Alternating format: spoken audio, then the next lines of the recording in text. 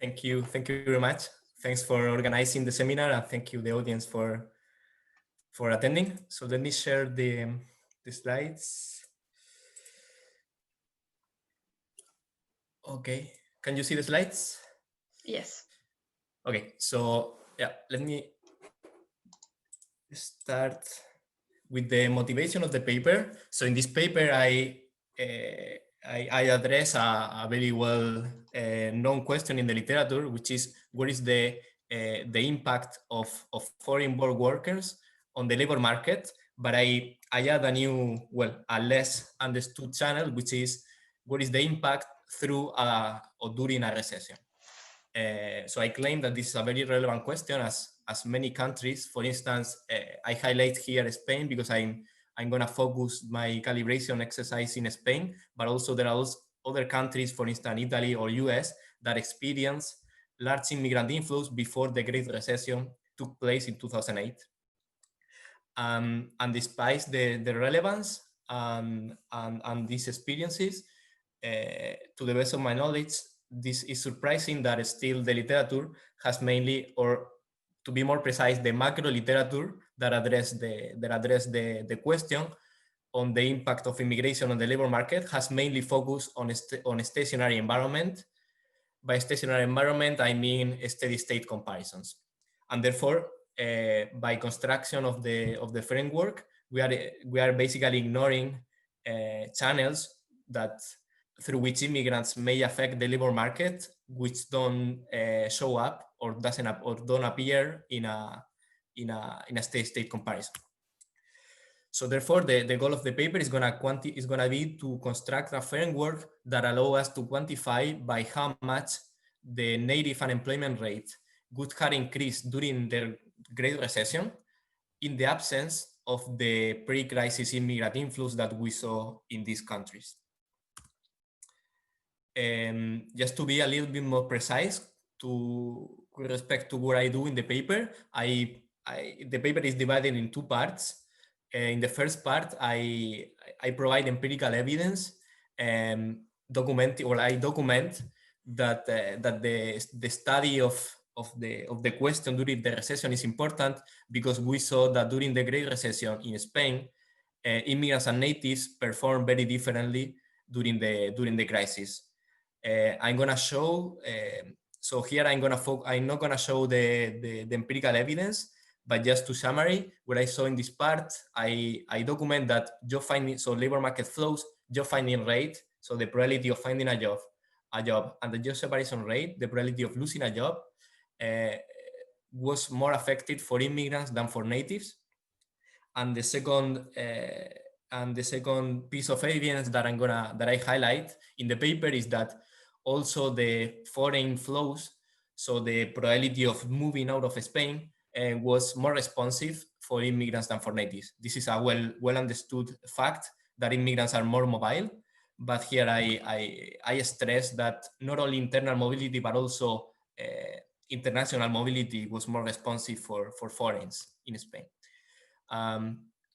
Motivated by these two facts, as I said, I construct a theoretical framework, and more precisely, a random search model of the labor market, featuring three main ingredients, which are, I'm going to be more precise on each of them, but just to give you a preview, the three more important ingredients are vacancy persistence, endogenous return migration. So the decision of moving out of the country is going to be endogenous. And I also add wage rigidity, downward wage rigidity into the model. Then once I have this framework, I calibrate it to the Spanish economy so that it's going to be consistent with the empirical part and some other statistics. And the framework is going to be used to run the main counterfactual, which I just mentioned, which is by how much the native unemployment rate, but also the foreign foreign population that stayed in Spain, by how much the unemployment rate would have increased during the crisis without the pre-crisis immigrant influx. So what I call the pre-crisis immigration boom that took place in Spain. just briefly, let me mention the main contribution of the paper. Here I highlight one, which is, to the best of my knowledge, my main contribution is to quantify the impact of immigration where in a frictional labor market, so we're gonna have an employment in equilibrium, and importantly, I'm gonna quantify this impact, this impact out of steady state dynamics, using out of steady state dynamics. So during the transition, instead of focusing on a static picture. So just let me mention the model in a nutshell, because I have very few time. I'm not gonna go over the details of the model, but these two slides are good to have an intuition on the channels of the model. So there are two key ingredients that are gonna be key, are gonna reveal some of the effects that has been ignored in the literature of immigration during a recession. The first one is what I said before, which is vacancy persistence. So by vacancy persistence, what I mean is that I'm gonna introduce a notion of capital into the model. So I'm gonna have a framework in which firms need to pay. You can think of like a capital cost. They need to pay a fixed cost in order to create jobs, in order to create a capital. And by introducing this notion of capital into the model, we are going to allow some very interesting effects of immigration. Why? This is because in this framework with this capital, what happens is that if you are a firm and you invest into these jobs, when there is a crisis, what is going to happen is that you pay already this cost, and you are not going to destroy this capital. This capital, you are not going to destroy it when there is a recession. So in this framework, there's going to be a sort of capital adjustment that is going to be very slow. And therefore, the fact that there are people, in this case immigrants, that are very mobile, that helps the clearing of the market in a way. Okay, so by introducing this vacancy persistence, what you get is a lot of actions during the transition, because of this highly mobile population. The second ingredient is the heterogeneity between immigrants and natives, of course, which is coming from two sources. First, I'm going to allow immigrants to leave the country, and this is related with the first ingredient. Because of this return migration, what is going to happen is that during the transition, during the crisis, some people are going to leave the country, so they are going to allow the rest of the people to get this capital in a way. Okay, this is the simple idea. So it's very important to interact the two ingredients in order to get some actions on what I call the return migration. Okay, the fact that immigrants in this case are the workers that leave the country when the crisis arrives. And the second source of heterogeneity between natives and locals and migrants is that they are going to differ in the productivity.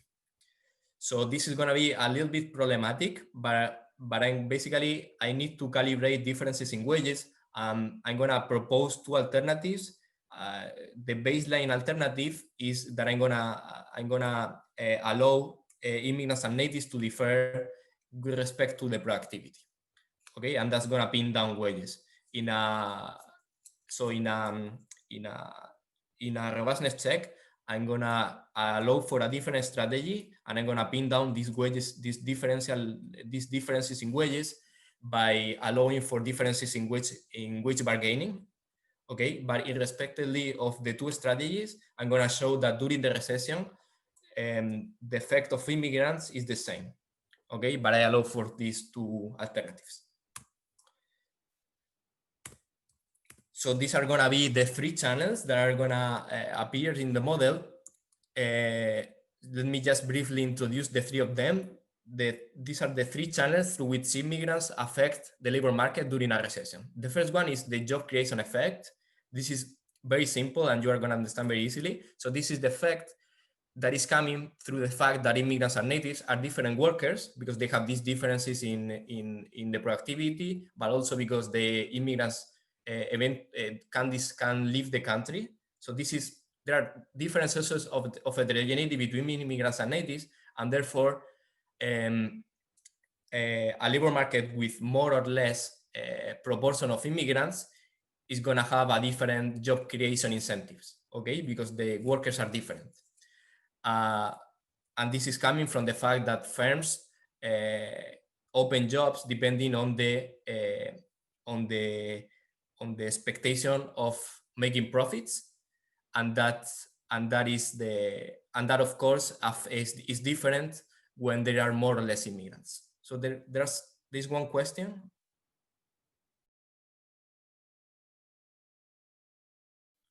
No, I don't see any question. Okay, so Adam Levi raised the hand, but okay. Okay. I see. Oh, I think it might have been an accident, actually. Okay. Okay, I will keep going. Thank So you. this is the first channel. You can think of it like a steady state effect. The second two are the main contribution, because the other two, the other one, the job creation effect, was already introduced in the literature. The other two are new and are the channels that I'm going to stress because they are the channels that are relevant during the transition. The first one I mentioned already is the return migration effect, the fact that when there is a crisis, there is a group of workers, in this case migrants, that are more likely to leave the country. And this interacts with the notion of capital, the fact that, you know, if there is a worker that quit the job and leave the country, that affects the probability of finding a job for the rest of the workers. So that's what I call the return migration effect, which is if there is a migrant that leaves the country during the crisis while he's employed, that increase my chances to get a job, because there is this stock of jobs that are not destroyed. So this is the key ingredient of vacancy persistence. And the third channel, which is going to be the less relevant in the quantitative analysis, but qualitatively is important to understand, is what I call the mass distraction effect. So by this channel, what I mean is that when remember that we have this heterogeneity between immigrants and natives. So immigrants and natives are different with respect to the productivity or the wage bargaining or any other parameter. And because of that, the probability, the job separation rate is going to be different. Okay. And therefore, in an economy with more or less immigrants, you are going to have that a higher or a lower proportion of workers are going to be more likely to lose jobs. And that is going to affect both the dynamics of jobs and also the incentives to create jobs. Okay. Just a preview of the findings. So what I find, I compare, so the main counterfactual of the model is comparing one economy with the actual share of migrants, so with the actual inflows of migrants before the crisis, with a counterfactual in which there are no inflows of migrants before the crisis, before the crisis. So immigration boom versus no immigration boom. Okay, so when I compare the recession in these two economies, what I find is that 3 years after the shock, you can think like 2012, more or less. If you think that the crisis is 2008, so 2011, 12, what I find is that the native unemployment rate would have been 3 percentage points higher in the absence of the pre-crisis boom, the pre-crisis immigration boom. Therefore, immigration helps to the recovery of the unemployment rate and also leads to welfare gains. I will show that the unemployed, then I compare the benefits for employed and unemployed natives, and I will show that the main winners are the unemployed. And when I disentangle the 3 channels that I just mentioned, what the model delivers is that the return migration, so the fact that some immigrants, when there is a crisis, leave, both when they are employed and unemployed, that return migration channel is the most important channel quantitatively. Any question on this? Okay, so let me just briefly describe the theoretical framework. I'm not gonna my strategy here is not to go over equations. So I'm gonna describe the environment and some of the more important channels, but I'm not gonna go through the equations. I think I can manage to explain the model without any value function. So the environment, so this is a random search model of the labor market, as I said in the introduction, and it's gonna be very similar to the standard Mortensen and Pisaridis 1984. I have two types of workers, immigrants and natives, as I said. There is risk neutrality and native population is normalized to 1. And here is one of the main assumptions is that the inflow of migrants is, the immigrants is exogenous. Okay, so that inflow, which is one of the main experiments of the model, is gonna be exogenous, but what is gonna be endogenous is the immigration decision. So every period, immigrants are allowed to choose whether to stay or not in the country. And the way I model the decision is very simple. I assume that every period, so they have always an outside option of emigrating, which is getting a wage, a constant wage abroad. And on top of that, every period, they also are shocked by a so-called migration preference shock that is ID. So it's very simple to solve. And basically what they decide every period, they see the wage abroad and they see the shock, they sum it, and they compare with the value of staying in the country, and they decide to leave or not. Then how is production? Production is composed by the sum of two components. The set is the aggregate productivity, which is the parameter that I'm gonna change in order to so-called simulate the recession. Okay, the recession in the model is gonna be just a drop in set.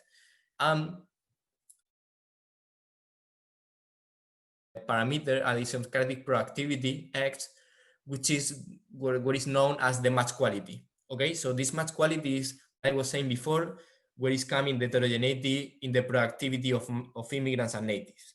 Okay, so what I'm gonna assume is that this X is constant over the duration of the match, but when you draw this match quality, you draw from a different distribution depending on whether you are immigrants or a natives. So immigrants and natives draw this match quality from a distribution which is different in the mean and in the standard deviation.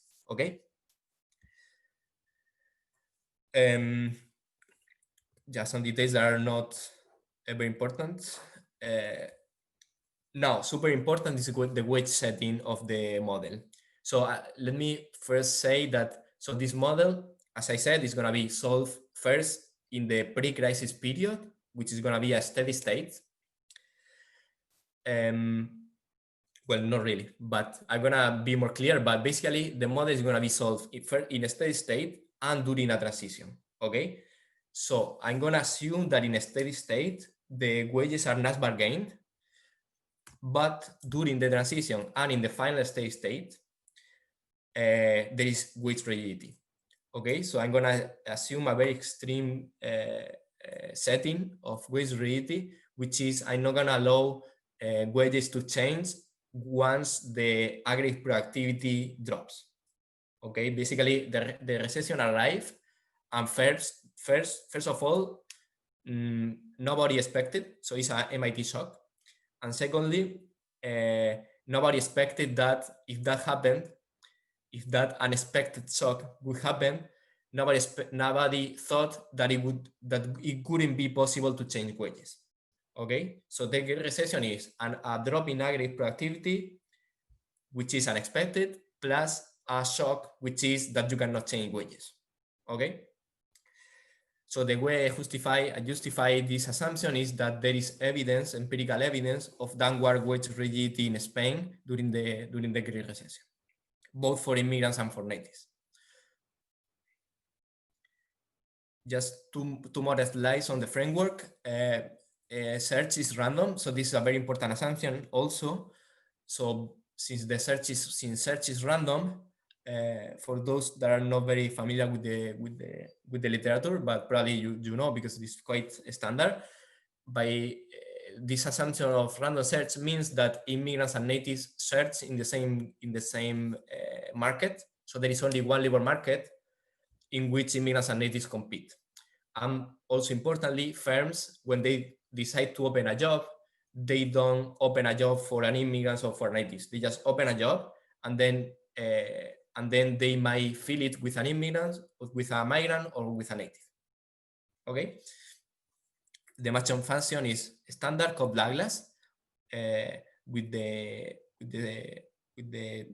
search efficiency, the matching efficiency, Chi, and then you have V, which is the number of vacancies, which is in this case is a stock. I'm gonna be more clear on this, but this is a stock, and the number of unemployed, which is also a stock. Both are state variables, and both are stocks. Now, this is probably the most important ingredient where I said the vacancy cost. So let me be more precise now. Vacancy cost, the one of the vacancy cost is what I call the fixed cost of creating a new job. Okay, so as I said before, in this framework, if a new firm wants to enter into the market, they need to pay a fixed cost in order to create the job, which might be thought as a capital investment. Now, the important implication of this assumption is that because of this fixed cost, what you have is that, imagine that you are a firm and you are matched with a worker, and then the worker decides to leave the job, so to leave the country. Okay, so then what happens is that the worker quit and leaves, but the firm is not gonna destroy the job. Okay, so in the standard Martensen and Pizarrides, what happens is that if there is a worker that quit, what happens is that the job disappears, because it was costless to create the job. There was no capital investment. Okay, but in this framework, because of this assumption of fixed cost, you have that if a worker quits and emigrate, the job doesn't disappear. So this is very important. Second implication is that, or what is related, is that if there is a job separation, so if suddenly you have there is a crisis, we wake up, there is a crisis, and my worker is not, for me, it's not profitable to get this worker because the average productivity drops and he was borderline, you are gonna fire the worker, but you are not gonna destroy the job. So the job is gonna keeps there, it's gonna continue to exist, even though you destroy the match. Sorry, I forgot to plug the battery, so I'm gonna plug the battery. I'm sorry.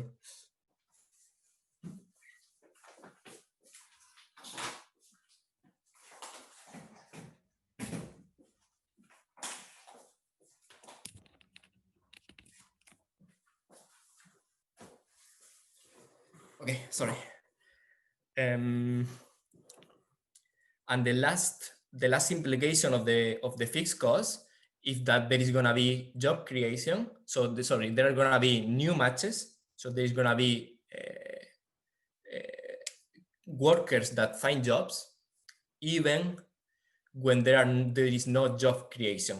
Even when there are no new jobs created, there are gonna be some workers that find jobs, because there are gonna be some empty vacancies. Okay, I hope this is clear. And just to finish, on top of this fixed cost, you have the usual flow cost of filling a job. So this can be thought as a vacancy posting, in contrast of a vacancy creation. Okay, so you have vacancy creation paying the fixed cost, and you have vacancy posting or advertising a job, which is a flow cost.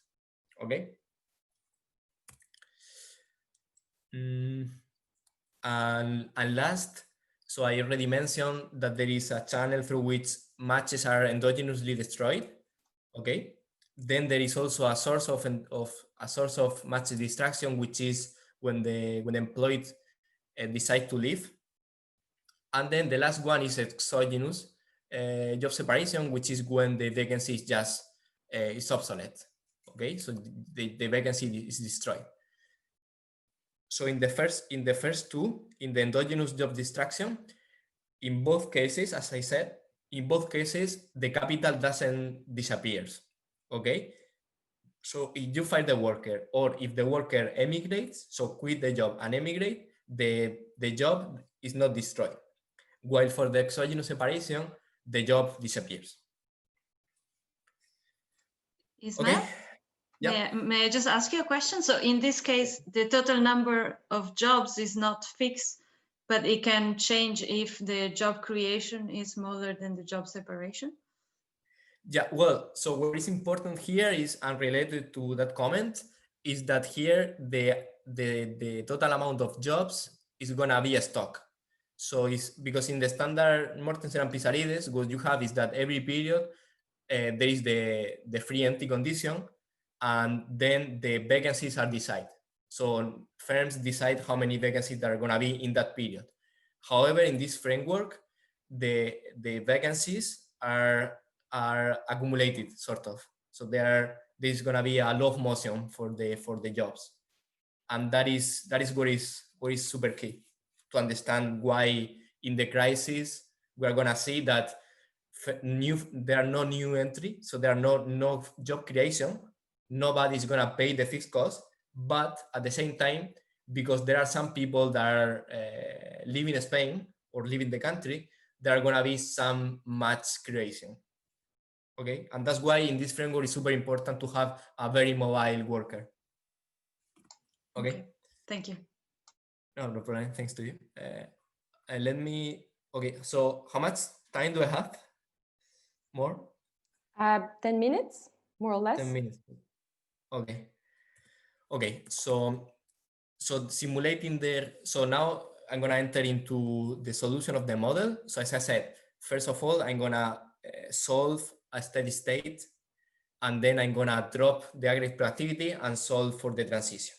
Now, you might think that this, I mean, the most standard approach would be to solve the pre-crisis period in a steady state, and then the final steady state, and then compute the transition between the two.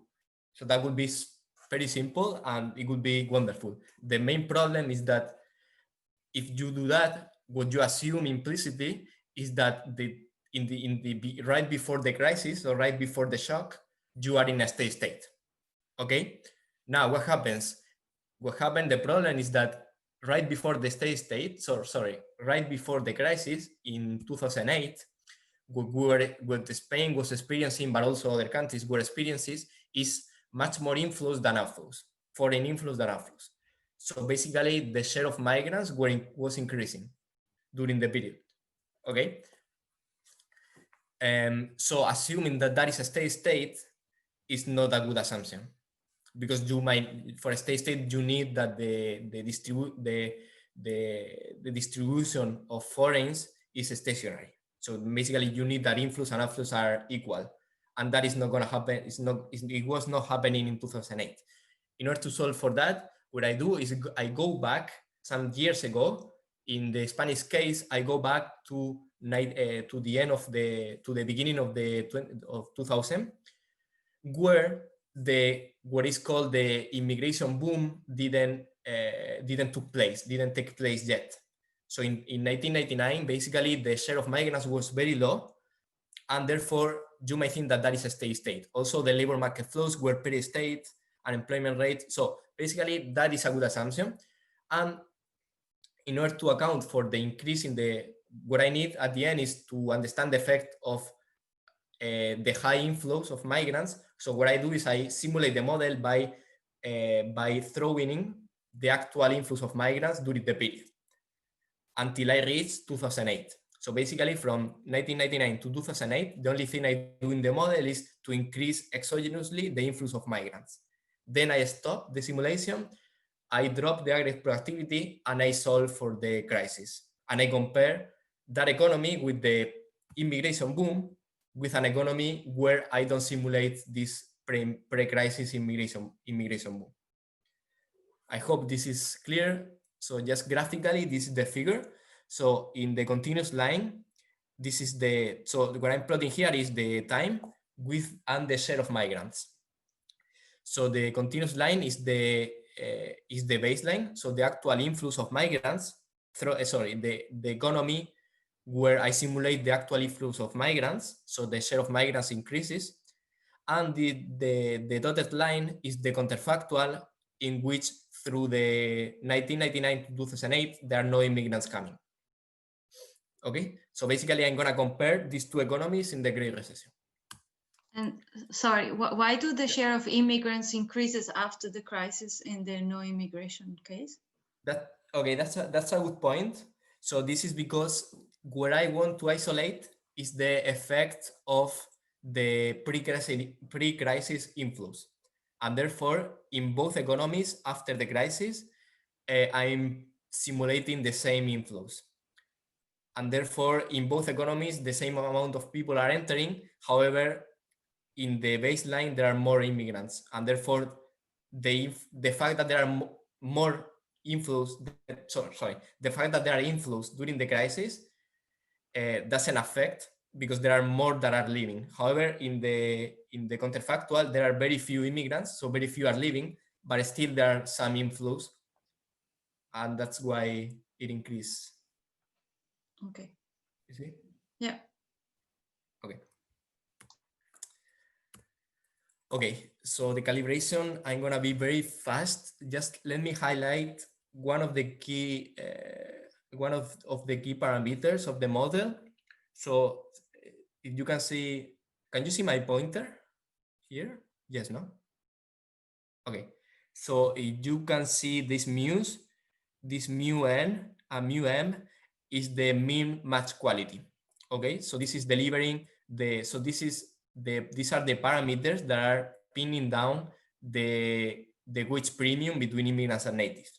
And therefore, what is the model is since I'm pinning down this differential in wages by differences in productivity, what the model delivers obviously is that natives are more productive. Okay, so I know that this is this might be problematic. I agree, because basically because of the way you identify the parameters and with the moments, this is automatic, and of course this is gonna drive one of the channels. So with this job creation channel is gonna be negative, because you have that natives are more productive than migrants. Now, so I'm gonna first show the result with this calibration, and what you're gonna see is that this is okay. Job creation is negative, but the speed of it doesn't matter that the effect of immigration during the crisis is gonna be still positive because of the return migration channel. But in case you are still not convinced, I run another strategy, which is I'm gonna be more optimistic on immigration. In this case, I'm gonna say, okay, wages are different, not because immigrants and natives have a different productivity, but because the bargaining power is different.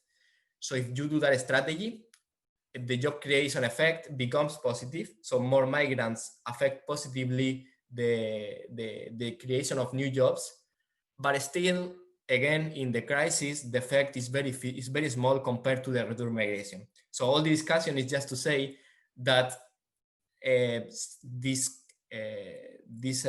wage premium is the source of the wage premium is not clearly identified in the model, or at least is not one-to-one identified, but that is not super problematic, because what I show is that regardless of that, there is always a very few, the channel, so this channel of job creation, which is driven by the differences in wages, is very small. So this is just a small discussion, because I'm not gonna have time for the robustness, but it's important to mention. So just let me go with the results. So here is the main graph of the paper. So here I'm plotting the native unemployment rate after the crisis. So during the crisis, after the shock. So the x-axis are quarters after the shock. So here we are in 2008. Then here we are in the first quarter of 2009, and so on. Okay, right after the crisis. And here is the evolution of the unemployment rate for, in the continuous line, the baseline economy in which there was the big inflow of migrants, of immigrants.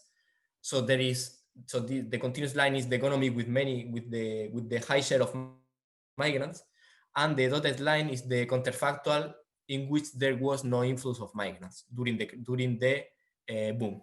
Okay, so here we can see that in the baseline economy, the unemployment rate, so in both economies, the unemployment rate increases in the same quantity, the same magnitude, 30% in Spain was big, but the drop in the unemployment rate is much faster in the economy with migrants than in the economy without, well, let's be precise, without inflows, pre-crisis inflows.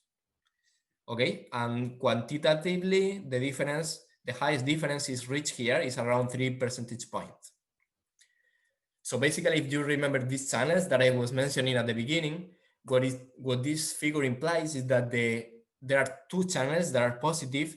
The main one, and I'm gonna show you later, the main one is the return migration channel. So the fact that in the economy in which there were a lot of immigrants, these immigrants before the crisis, so when they were coming, they were creating jobs. Okay, so they were coming, more capital was accumulated, and then when the crisis arrived, many of these guys left, but this capital that they brought with them, it was not destroyed.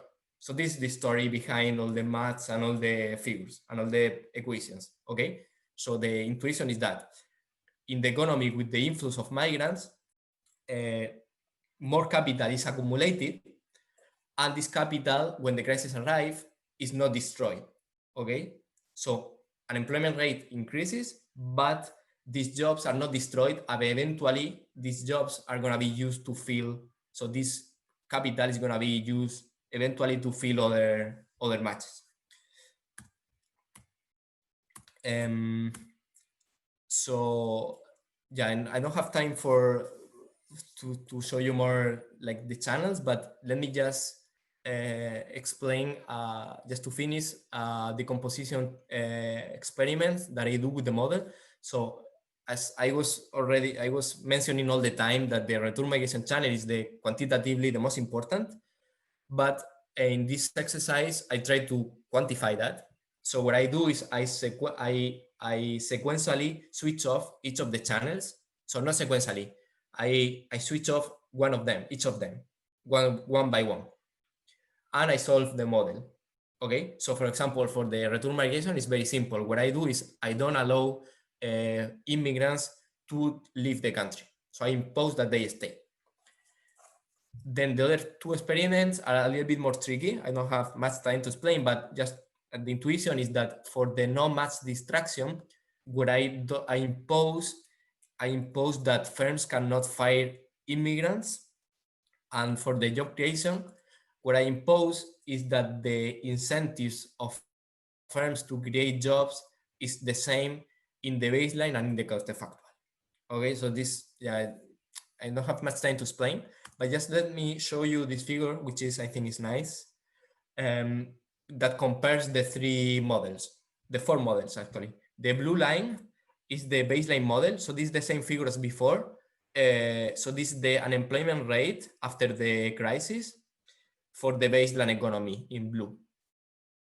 Then the red line is the counterfactual with no job distraction. So this is, as we see, the magnitude of this effect is very small. And then we have the two more interesting ones. The first is the return migration. As we see, if we don't allow for return migration, the unemployment rate would have been much higher. Why? Because we wouldn't have this effect that I was mentioning, which is when the immigrants during the crisis, they quit the job or they are unemployed and leave the country. What this implies is that the capital that they were using can be used for another worker, for another unemployed, for another native, in this case unemployed. And that's why the unemployment rate, if that mechanism doesn't is not on action, the unemployment rate would be higher. And then just to finish, we have the job creation effect. So let me remind you that in this calibration, again, the differences in wages are because of differences in productivity. And therefore, as I said, immigrants are less productive than natives in this calibration. And therefore, what the model delivers is that if you don't have this channel, the job creation channel, the unemployment rate would be lower. Why? Because the job creation effect is negative, because immigrants are less productive in this baseline calibration. However, again, as you see during the transition, the magnitude of this effect is actually zero, because there is no job creation. Therefore, my point here is that the channel, it might be very important in the long run, and we need to work much harder to understand where are the sources of the wage premium. But my focus of the paper is on the recession, and you see that during the recession, the job creation channel is very, very small. The effect is super small. So I think I'm done, more or less. So I can conclude. So just to conclude, in this paper, I first provide evidence. I didn't show here, but I provide some evidence that during the Great Recession in Spain, immigrants were more affected in terms of probability of losing a job and finding a job, and also the foreign flows were more responsive than native flows. I built a framework that hopefully accounts for that empirical evidence, and I use the model to understand by how much the native unemployment rate would have increased during the crisis without the influx of migrants. I showed that this effect is high, around 3 percentage points, and the model delivers that the main channel is the fact that immigrants what I call the return migration channel, the fact that immigrants left the country during the period of crisis. So the main conclusion is that immigration in this framework rationalize the fact, and also one finding that has been already highlighted in the literature, that immigration enhances labor market adjustments during the recession. So this framework is able to capture that, and also one of the main implications is that this is very relevant, especially so this channel of, so taking into account that immigration enhances labor market, it might be very relevant in economies or in countries where shocks are more frequent and also more severe, and also where labor markets are more rigid, for example, in Spain or in Italy. So I think that's more or less done. I hope that is fine. In online, you never understand, but thank you very much for your attention. And if you have any question, I will be very happy to answer. Thank you very much, Ismael. I thought this was extremely interesting, and I actually have a few questions myself. However, I'd like to give room to the audience first. So if anyone has a question, please either raise your virtual hand and I will unmute you, or just type your question in the Q&A section and I will also unmute you. Thank you very much. So Martin has a question, so I'm going to activate. Hi, Ismael. Thank you so much. Thank you, everybody. I will have like many questions, but I would just like to question one of the assumptions, which is about the persistence of the capital stock. What you were saying, that when somebody is fired, actually that would open up the space to hire, for instance, a new native, right? So I just wanted to ask you to which extent that's true, and whether it makes sense if migrants are entrepreneurs and so on, or if firms, for instance, are in bankruptcy, right? So you have, like in the case of Spain, so they are working in construction and out of the sudden the firm disappears, right? So they are not opening spaces, right? So if we shut down that channel, if we assume that most migrants are low skilled entrepreneurs and not opening up positions, how would things change in these scenarios? Thank you. Hey Martin, thank you for the question. So it's a very good question. As one is one of the important assumptions that I make. So first of all, so what I assume here is that when you fire the worker, you don't destroy the job, but that doesn't imply that the job is then already posted. Okay, so therefore it happens actually that it takes sometimes for firms to then post a new vacancy once they destroy the match. Okay, so that's the first clarification. But still, you are completely right that it might be problematic, especially in a sector like construction, where there were many firms distraction.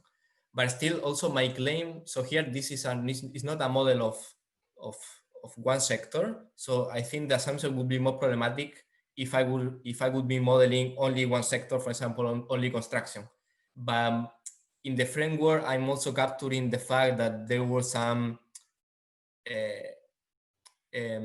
distribution of the capital. So for instance, some firms that, so what I assume is that the capital that some firms created during the boom, it was not completely destroyed. And there was some, distribution of capital across sectors. So that's more or less my justification, but still you are completely right that that is a limitation. Also, one defense that I have on that is that quantitatively, because of this assumption, what I have in the framework is this match distraction channel, okay, and the model delivers that channel is very small, so it's not very relevant, and therefore, so this channel is the consequence of this strong assumption. So in a way, I'm more relieved that channel is not super important, because it's sort of automatic consequence of this assumption that you are saying, that I agree that is a little bit problematic. So yeah, so I think, so I'm confident that the quantitatively the implication of the model and the result wouldn't change that much, but I completely agree that is a very strong assumption.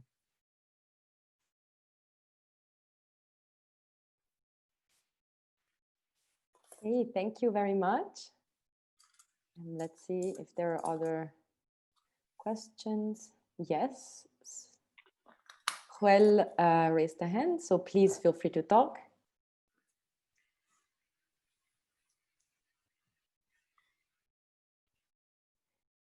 Joel, could you please unmute yourself? Can you hear me? Yes, perfectly. Okay, now. sorry. Thanks. I kind of have a follow-up. It's more a remark than a question to what Martin just said. So I was wondering, I think the channel that is put forward is a bit unconventional. So I agree that I guess the results that you present are driven by this double assumption that first of all, you have an immigration inflow that creates jobs through this capital costs that need to be paid. And then basically the shock hits, the crisis hits, and migrants leave and basically leave vacancies empty for natives to take up those jobs. So I think something that might be interesting, and I don't know how far this is possible. I see two potential exercises. So one would be, what if you drive this job destruction rate to the extreme? So you showed at some point this exogenous and endogenous job destruction. So the exogenous one would be the crisis hits and basically the job disappears. So what if this effect is so strong that basically the crisis destroys all the jobs? Would you end up having basically neutralizing this effect entirely, the job creation, job destruction, job creation and job emptiness due to emigration of the workers? And the other one would be looking at this, the graph that you showed just before concluding. could you, so you showed us that the importance of emigration, so the fact that migrants leave the country and leave vacancies for natives. I was wondering how close could you get to a model where you don't have this let's say this bit specific modelization assumption of capital investment and migrants leaving vacancies. How close could you get to this more standard search and matching literature if you assumed, for example, that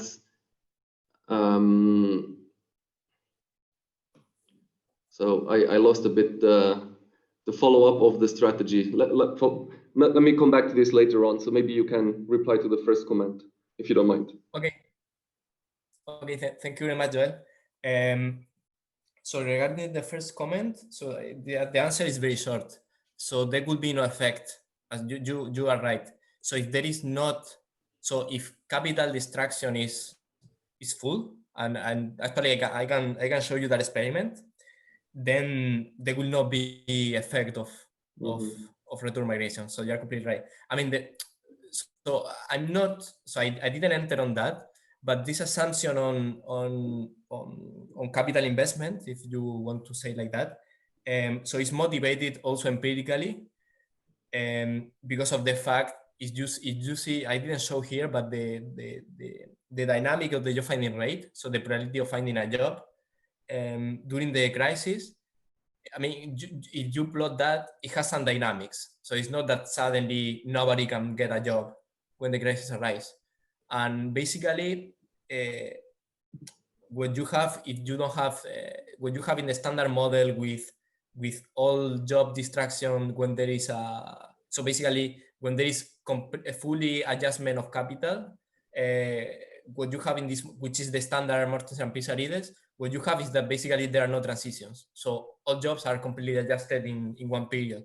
And that is also, I mean, so I agree that I'm going from one extreme to another, but I think that empirically, and also for making the model useful during the transition, so for having a framework with unemployment, with frictions and with transitions, we need to relax that assumption. So of course, if that favors the return migration channel, but also empirically, I think it makes sense that there is some adjustments. So it's not that the crisis arrives and suddenly, all jobs destroyed, and so it takes some time. And of course that helps the effect of migrants, but I think it's not completely odd assumption, and it's not ad hoc for my results. That's my. But I guess the trick is to find the right leverage or the right midpoint where this assumption still holds, also regarding what Martin was just saying, because I mean, like, super simplified, the message is kind of, you have this huge inflow during the boom, migrants create jobs, and then you have the crisis, migrants have to leave, but the jobs remain. So you kind of say, at the same time, migration is positive because we have jobs created, but at the same time, and then in addition, emigration is positive. So having the migrants leave is good because the jobs remain. So it's kind of I don't know, it's kind of an easy argument, if you see what I mean. So I think one way to address this challenge would be, I mean, I was simplifying a little bit to fix ideas, but also you have some. I mean, you have also the general equilibrium, the job creation effect is not. But you showed in the graph that what matters is the job creation, and that, but at the same time also the fact that migrants leave. I mean, this clearly comes out of the quantitative exercise that it's a significant channel, right? In this last graph that you showed us, where you were trying to disentangle the channel. So this emigration is really key. So maybe one thing that could be explored is what would be an alternative. So if immigrants didn't create jobs through this capital investment, what else could happen with the capital? I guess in the current case, there's no alternative use for this capital, right? So in that sense, it's a kind of, positive externality that falls from the sky because you have immigration, the capital cost. I mean, you wouldn't have any alternative use for this K, I guess.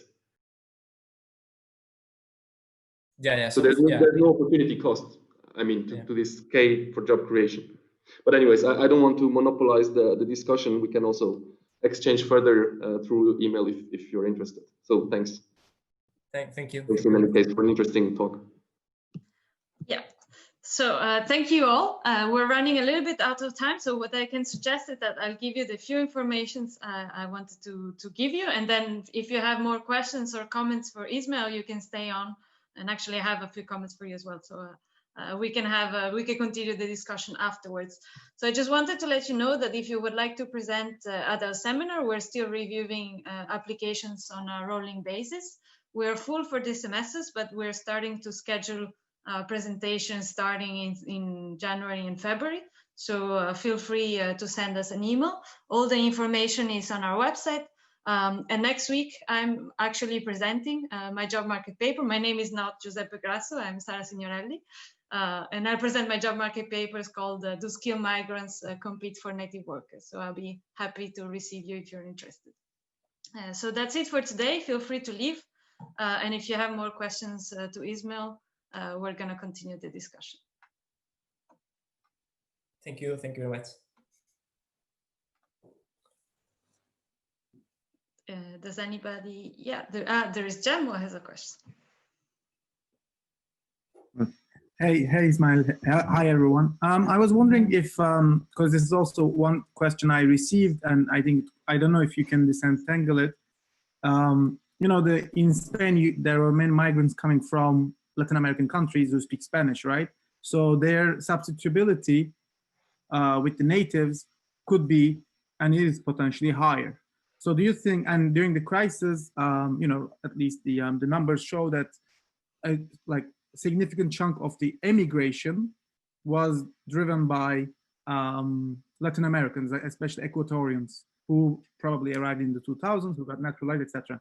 So I was wondering if you think there could be a way that for you to do maybe look at the differential effects, because if the part leaving the emigrate is has a higher substitutability, maybe the gains could be even higher for the natives. But maybe it's, I don't know if it would work in your model.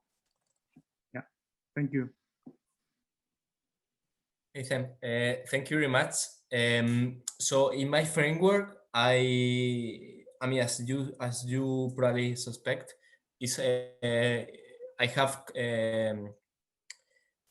perfect substitutability between immigrants and natives, and therefore I mean, with the setup that I designed and that I wrote, is, I mean, it's not possible to deliver that that experiment basically.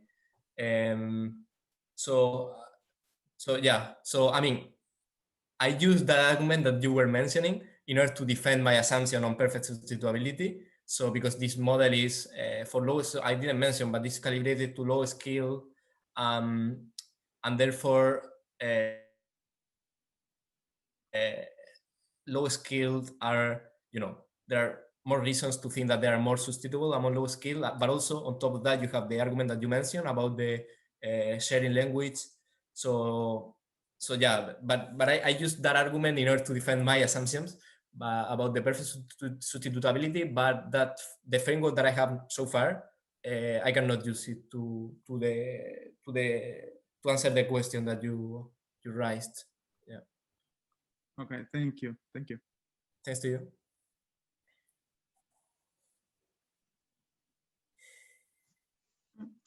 If there are no more questions, I actually have just more of a comment.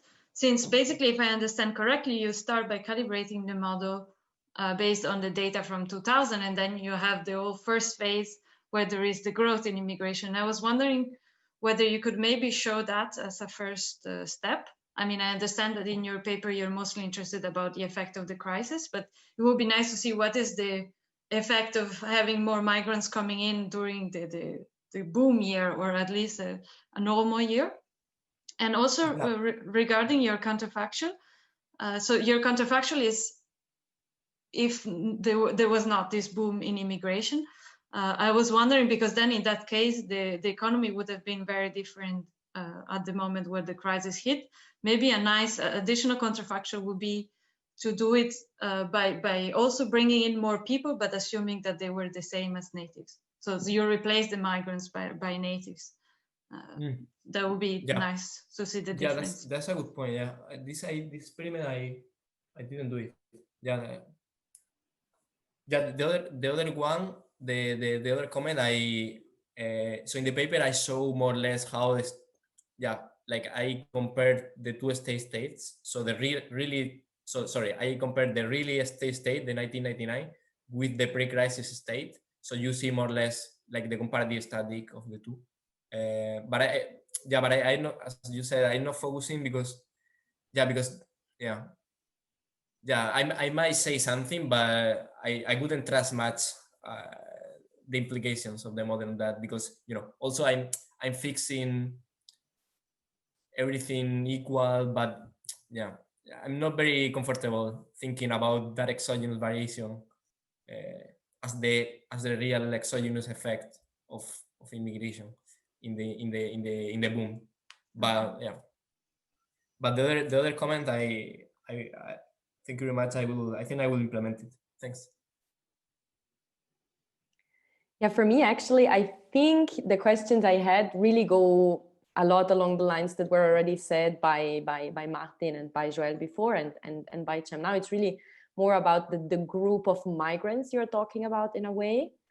I mean, on one hand, I mean, I feel like in a few different dimensions, like what type of migrants are these? Are these regular migrants, irregular migrants? Are these migrants or are these refugees, which is also very different, because this might affect whether it is actually true that immigrants can go back at any point in time. For refugees, for example, this might not be the case because there is nowhere to go back in many cases. So I guess, it was just also, a little bit thinking along the lines of which type or which group of migrants we talk here. Yeah.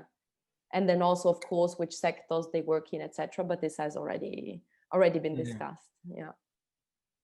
I take the more like aggregate vision. So I'm focusing on low skill. That's the only. And then of course in the empirical part, I show that this for example the fact that they were more affected during the crisis.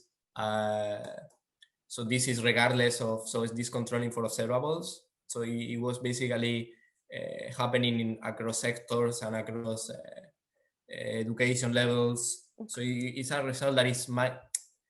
I mean, I'm quite confident that it's quite robust, and therefore that motivates me to to at least as a first attempt to see the more like aggregate effect in terms of the aggregate economy. Of course. But more to understand what is really quantitatively more relevant. So this more like a macro approach. Thank you. And actually, I guess also what you said about the downward wage rigidity mostly applies to low skill, right? Because I'm imagining that the high skill, at least in real terms, they may have a wage slowdown during the crisis year. Yes, exactly. Yeah, actually, I have another paper that is, showing all these empirical observations. I do find that exactly, that the wage cyclicality sort of, it was more in low scale, low tenured, all these people were both like more kind of vulnerable to losing the job, but also more affected by wage cuts. Okay. So less affected, sorry. More less affected by more affected by probability of losing job, but less affected by wage cuts. So it was more on the on the extensive margin than in the intensive.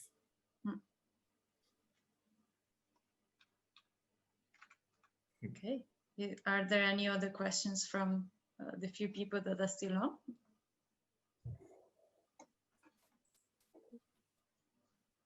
If not, well, thank you very much for coming, Ismael. It was a pleasure to have you. Thank you for inviting me, for accepting me. And maybe see you soon if you come to your next to our next presentations.